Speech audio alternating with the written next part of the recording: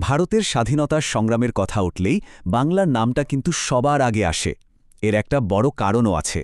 আজকের এই আলোচনায় আমরা ঠিক সেটাই দেখব, কিভাবে এই বাংলাই হয়ে উঠেছিল স্বাধীনতা আন্দোলনের একেবারে কেন্দ্রবিন্দু। আচ্ছা, চলুন পুরো বিষয়টা শুরু করি একটা বেশ অবাক করা প্রশ্ন দিয়ে। ভাবা যায়, মাত্র একটা লাইন যেটা ১৯০৫ সালে একটা মানচিত্রের উপর টানা হয়েছিল, সেই একটা লাইনই ভারতের পরের ৪২ বছরের ভাগ্য ঠিক করে দিয়েছিল। কিভাবে? এই প্রশ্নটা দিয়েই আমাদের আজকের আলোচনার দরজাটা খোলা যাক। তো সময়টা ছিল ১৯০৫ সাল। ব্রিটিশ সরকারের মাথায় তখন লর্ড কার্জন, তৎকালীন ভাইসরয়। তিনি এমন একটা সিদ্ধান্ত নিলেন যেটা শুধু বাংলা নয়, গোটা ভারতে যেন বিদ্রোহের আগুনে ঘি ঢেলে দিল। এটা ছিল, বলা যেতে পারে, বাঙালি জাতীয়তাবাদের ঠিক হৃৎপিণ্ডে একটা সরাসরি আঘাত। ব্রিটিশরা যুক্তি দেখিয়েছিল যে, দেখুন, বাংলা প্রদেশটা এত বড় যে শাসন করা খুব মুশকিল হয়ে যাচ্ছে, মানে প্রশাসনিক সুবিধার কথা বলেছিল আর কি। কিন্তু আসল খেলাটা ছিল সম্পূর্ণ অন্য। তাদের আসল উদ্দেশ্য ছিল দুটো: এক, দিনে দিনে বেড়ে ওঠা বাঙালি জাতীয়তাবাদকে ভেঙে দেওয়া, আর দুই, হিন্দু আর মুসলিমদের মধ্যে একটা বিভেদের দেয়াল তুলে দেওয়া, মানে তাদের সেই বিখ্যাত ভাগ করো আর শাসন করো নীতিটাকেই আরও পোক্ত করা। কিন্তু ব্রিটিশরা যা ভেবেছিল তা কিন্তু হলো না। বাংলার মানুষ এর জবাবে এমন একতা দেখালো যা ছিল এক কথায় অভূতপূর্ব। রবীন্দ্রনাথ ঠাকুরের ডাকে সাড়া দিয়ে হাজার হাজার মানুষ রাখিবন্ধন উৎসবে যোগ দিল। এটা ছিল ঐক্যের এক জীবন্ত প্রতীক। শুধু তাই নয়, চারিদিকে ব্রিটিশ পণ্য বয়কটের ডাক উঠল, নিজেদের জাতীয় স্কুল তৈরি হলো, আর বড় বড় জনসভা আর মিছিলের মাধ্যমে প্রতিবাদের এক বিশাল ঢেউ আছড়ে পড়ল ব্রিটিশদের উপর।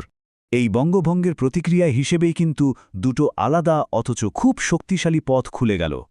একটা পথ ছিল স্বদেশী আন্দোলনের, মানে অর্থনৈতিকভাবে নিজেদের পায়ে দাঁড়ানোর, আর অন্যটা ছিল সশস্ত্র বিপ্লবের, মানে সরাসরি সংগ্রামের পথ। স্বদেশী আন্দোলন এর মানেটা খুব সহজ। স্বদেশী মানে নিজের দেশের জিনিস। তো এই আন্দোলনের মূল কথাই ছিল বিদেশি জিনিস বয়কট করা আর নিজের দেশের শিল্পকে সমর্থন করা।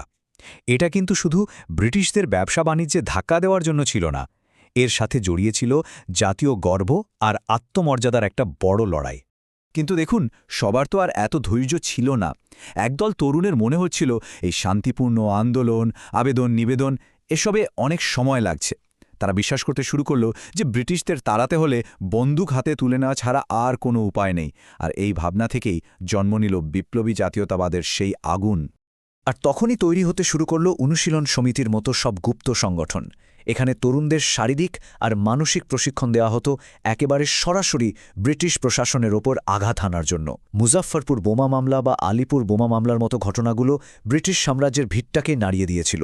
এটা ছিল একটা স্পষ্ট বার্তা যে বাংলার যুব সমাজ আর মুখ বুঝে সবটা সহ্য করবে না।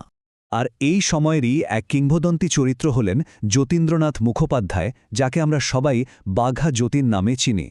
তার সেই বিখ্যাত কথা, আমি একটা বাঘকে ছুড়া দিয়ে মেরেছি, এটা শুধু একটা কথা ছিল না, ছিল অদম্য সাহস আর নির্ভীক প্রতিরোধের এক জীবন্ত প্রতিচ্ছবি। কিন্তু গল্পটা শুধু বাংলা বা ভারতের মধ্যেই সীমাবদ্ধ রইল না। স্বাধীনতার এই লড়াইয়ের আগুন এবার দেশের সীমানা পেরিয়ে ছড়িয়ে পড়ল সারা বিশ্বে।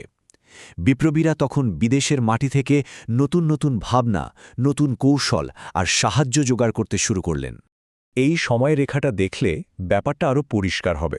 দেখুন, একদিকে যেমন সান ফ্রান্সিসকোর মতো জায়গায় গদর পার্টি তৈরি হচ্ছে প্রবাসী ভারতীয়দের নিয়ে সশস্ত্র বিপ্লবের জন্য, আবার অন্যদিকে বাঘা যতীন প্রথম বিশ্বযুদ্ধের সময়ে জার্মানির সাহায্য নিয়ে অস্ত্র আনার পরিকল্পনা করছেন। ঠিক একই সময়ে এমএন রায়ের মতো নেতারা সাম্যবাদের মতো নতুন আদর্শে অনুপ্রাণিত হয়ে দেশের শ্রমিক কৃষকদের সংগঠিত করছেন। মানে লড়াইটা অনেকগুলো দিকে ছড়িয়ে পড়ছিল। এরপর এলো ১৯৩০-এর দশক, আর এই সময় থেকেই রাজনীতির ময়দানে বড় বড় দলগুলো উঠে আসতে শুরু করল। এই দলগুলোই কিন্তু উপমহাদেশের ভবিষ্যৎটা কেমন হবে তার পথটা তৈরি করে দিচ্ছিল, যদিও তাদের মধ্যে মতের মিলের থেকে অমিলই ছিল বেশি। দুটো প্রধান দলের কথা ভাবা যাক। একদিকে ছিল মুসলিম লীগ, যারা মূলত মুসলিমদের রাজনৈতিক অধিকার রক্ষার কথা বলত এবং ধীরে ধীরে একটা আলাদা রাষ্ট্রের দাবির দিকে এগিয়ে যাচ্ছিল। আর অন্যদিকে ছিল এ.কে ফজলুল হকের কৃষক প্রজা পার্টি। তাদের লড়াইটা ছিল মূলত বাংলার গরিব কৃষক আর চাষিদের অধিকার নিয়ে। তাদের কাছে ধর্মীয় পরিচয়ের থেকে জমির অধিকারের প্রশ্নটা অনেক বেশি গুরুত্বপূর্ণ ছিল। আর এরপরই এলো সেই ঐতিহাসিক মুহূর্তটা, 1940 সালের লাহোর প্রস্তাব। এটাই ছিল সেই মোড় ঘোরানো ঘটনা, যেখানে প্রথমবারের জন্য মুসলিম সংখ্যাগরিষ্ঠ এলাকাগুলো নিয়ে আলাদা, স্বাধীন রাষ্ট্র গঠনের দাবিটা খুব স্পষ্টভাবে সামনে আনা হলো। বলা যেতে পারে এখান থেকেই পাকিস্তান দাবির আনুষ্ঠানিক ভিত্তি তৈরি হলো। তখন গোটা বিশ্বজুড়ে চলছে দ্বিতীয় বিশ্বযুদ্ধের দামামা। আর ঠিক সেই অস্থির সময়ের মধ্যেই এক বাঙালি নেতা ব্রিটিশদের বিরুদ্ধে একেবারে শেষ দেখে নেবার জন্য তৈরি হলেন সামরিক পথে। তিনি আর কেউ নন আমাদের সকলের প্রিয় নেতাজি সুভাষচন্দ্র বসু। কংগ্রেসের সর্বোচ্চ সভাপতির পদ থেকে ইন্ডিয়ান ন্যাশনাল আর্মির সুপ্রিম কমান্ডার নেতাজির এই সফরটা ছিল একেবারে সিনেমার মতো। ভাবুন একবার, ত্রিপুরী সংকটের পর কংগ্রেস সভাপতির পদ ছেড়ে দেওয়া, তারপর নিজের দল ফরওয়ার্ড ব্লক তৈরি করা, আর তারপর কলকাতায় ব্রিটিশদের কড়া নজর এড়িয়ে সেই ঐতিহাসিক মহানিষ্ক্রমণ। প্রত্যেকটা পদক্ষেপ ছিল সাহসিকতার চূড়ান্ত উদাহরণ। আর তারপর তার সেই অমর স্লোগান, তোমরা আমাকে রক্ত দাও, আমি তোমাদের স্বাধীনতা দেব। এই একটা ডাক, শুধু একটা ডাকই হাজার হাজার ভারতীয়কে অনুপ্রাণিত করেছিল আজাদ হিন্দ ফৌজে যোগ দিয়ে দিল্লির দিকে অভিযান করার জন্য। যদিও আইএনএর সামরিক অভিযান হয়তো শেষ পর্যন্ত সফল হয়নি, কিন্তু এর প্রভাব ছিল অমরেন্ট। বিশেষ করে যুদ্ধের পর যখন আইএনএ অফিসারদের লালকেল্লায় বিচার শুরু হল, তখন গোটা দেশ তাদের সমর্থনে একজোট হয়ে গেল।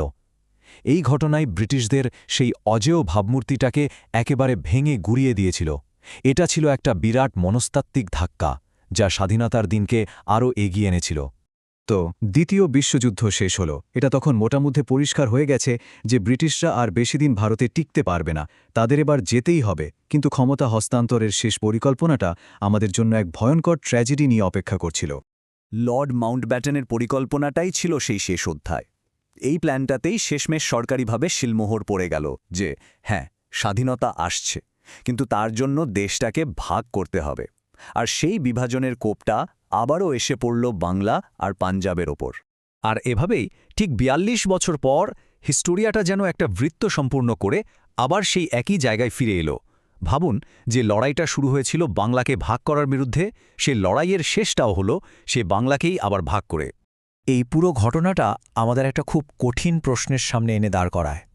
এই যে ৪২ বছরের দীর্ঘ সংগ্রাম, যার শুরুটাও হলো বাংলাকে ভাগ করে আর শেষটা হলো বাংলাকে ভাগ করে, তাহলে এর থেকে সত্যি সত্যি কি পাওয়া গেল আর কি হারিয়ে গেল? এই প্রশ্নটা হয়তো আমাদের ইতিহাসের সবচেয়ে জটিল আর যন্ত্রণার অধ্যায়গুলোর একটা।